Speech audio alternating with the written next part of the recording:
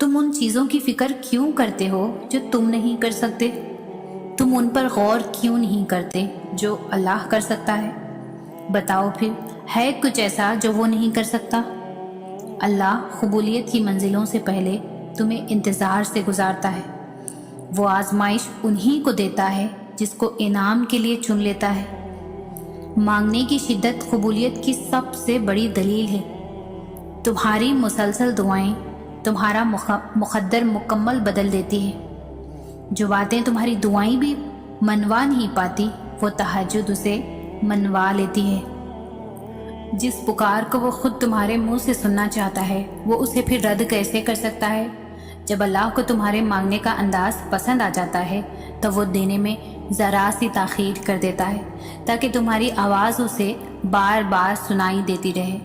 وہ اگر تمہاری دعائیں نہیں بدل رہا تو جان لو کہ اس نے اب قبولیت کا ارادہ کر لیا ہے، اور اللہ تب تک تم تک معجزے لائے گا جب تک تم سب ختم ہو جانے کے بعد بھی دعا کرتے ہو، اس یقین کے ساتھ کہ اللہ کی دسترس سے باہر تو کچھ بھی نہیں۔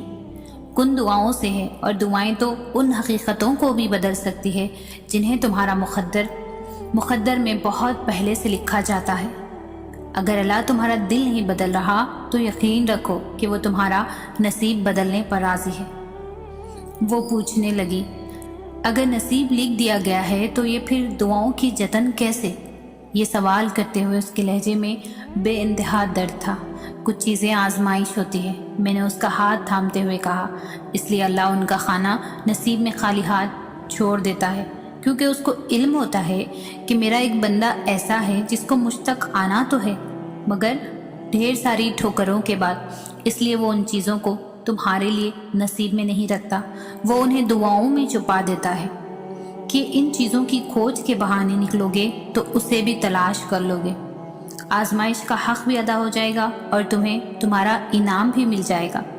غم تو اللہ تک پہنچنے کا واحد اور آخری دروازہ ہے، اور اگر وہ تمہیں غم کے قابل سمجھ لیتا ہے تو جان لو اس نے تمہیں اپنے قابل بنانے کا فیصلہ کر لیا ہے۔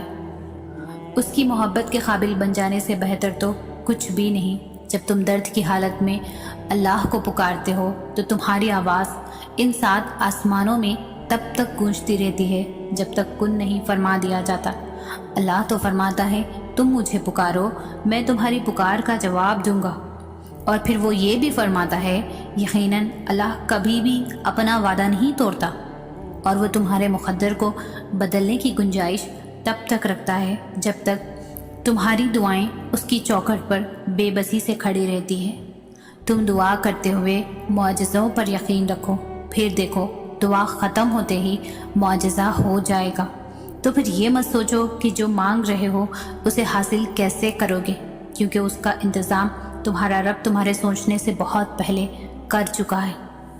جو تمہیں بے چینی میں مبتلا کرتا ہے وہی تمہارے لیے اس بے چینی سے تسکین بھی نکالتا ہے، اور پھر وہاں سے راستے بناتا ہے جہاں سے تمہیں امید بھی نہیں ہوتی۔ اگر تم چاہتے ہو کہ تمہاری دعاؤں پر راضی ہو جاؤ تو پہلے تم اس کے فیصلوں پر راضی ہو جاؤ، اس کے مقرر کردہ وقت کا انتظار کرو، پھر بھلے یہ تمہارا وجود کرچی ہی کیوں نہ ہو جائے، وہ تمہیں پھر سے یوں سمیٹ دے گا جیسے تم کبھی بکھرے